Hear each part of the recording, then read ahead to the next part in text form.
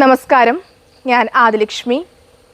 കുറച്ച് വർഷങ്ങൾക്ക് മുൻപ്, അതായത് ഏകദേശം 78 വർഷങ്ങൾക്ക് മുൻപ് വരെ നമ്മുടെ ഇന്ത്യ ബ്രിട്ടീഷ് ആധിപത്യത്തിലായിരുന്നു എന്നുള്ളത് നമുക്കെല്ലാവർക്കും അറിയാവുന്ന കാര്യമാണ്.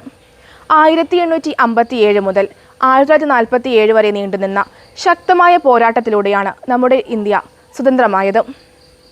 നമ്മുടെ രാജ്യത്തെ സ്വാതന്ത്ര്യമാക്കുവാൻ വേണ്ടി ആത്മാവും ശരീരവും സമർപ്പിച്ച ഒരുപാട് ധീര ദേശാഭിമാനികളുണ്ട്.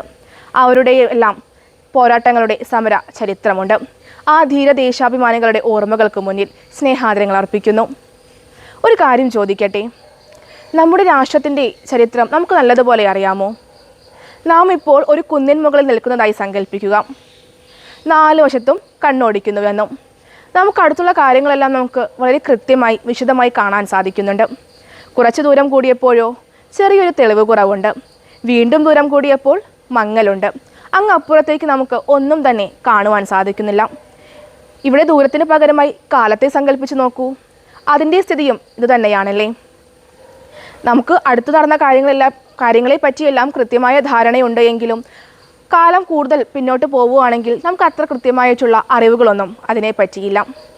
ഇതുതന്നെയാണ് പല രാജ്യങ്ങളുടെയും ചരിത്രത്തിൻ്റെ സ്ഥിതി, നമ്മുടെ ഇന്ത്യയുടെ ചരിത്രത്തിൻ്റെ സ്ഥിതിയും.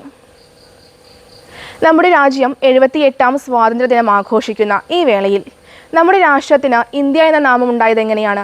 അതിൻ്റെ ഉദ്ഭവത്തെ പറ്റി നമുക്കൊന്ന് മനസ്സിലാക്കിയാലോ? ഞാൻ ഈയിടെ വായിച്ച ഇന്ത്യ ചരിത്രം കുട്ടികൾക്ക് എന്ന പുസ്തകത്തിൽ നിന്നാണ് ഇന്ത്യ എന്ന നാമത്തിൻ്റെ ഉദ്ഭവത്തെ പറ്റി ഞാൻ മനസ്സിലാക്കിയത്. യഥാർത്ഥത്തിൽ നമ്മുടെ രാജ്യത്തിൻ്റെ പേര് ഇന്ത്യ എന്നായിരുന്നില്ല, ഭാരതവർഷം എന്നായിരുന്നു അതിൻ്റെ ആദ്യ പേര്. ഒരിക്കൽ പേർഷ്യക്കാർ നമ്മുടെ ഇന്ത്യയെ ആക്രമിക്കുവാനായി വരികയും അവർക്ക് ഇവിടെയുണ്ടായ സിന്ധു നദിയെപ്പറ്റി കൃത്യമായ ഒരു അറിവുണ്ടായിരുന്നു. ആ നദിയുള്ള രാജ്യത്തെയും അവർ സിന്ധു എന്ന് തന്നെ വിശേഷിപ്പിച്ചു. കാലം കൂടുതൽ മുന്നോട്ട് പോയപ്പോൾ സിന്ധു ഹിന്ദുവായി മാറി. അങ്ങനെ ഗ്രീക്കുകാർ വന്നപ്പോൾ ഹിന്ദു എന്നുള്ളത് ഇൻഡോസ് എന്നായി. വീണ്ടും കുറച്ചു കാലങ്ങൾ കൂടി കഴിഞ്ഞപ്പോൾ ഇൻഡോസ് ഇന്ത്യയുമായി മാറി. അങ്ങനെ നമ്മുടെ രാജ്യം ഇന്ത്യ എന്ന് അറിയപ്പെടാൻ തുടങ്ങി. നാട്ടുകാർക്കിടയിൽ മാത്രമല്ല, അന്യരാജ്യക്കാരുടെ ഇടയിലും. ഇത്തരത്തിലാണ് നമ്മുടെ രാജ്യത്തിൻ്റെ ഇന്ത്യ എന്ന നാമത്തിൻ്റെ ഉദ്ഭവം. ഇന്ന് നാം 78ാം സ്വാതന്ത്ര്യദിനം ആഘോഷിക്കുന്ന ഈ വേളയിൽ എല്ലാവർക്കും സ്വാതന്ത്ര്യദിന ആശംസകൾ നേർന്നുകൊണ്ട് നിർത്തട്ടെ. നന്ദി, നമസ്കാരം.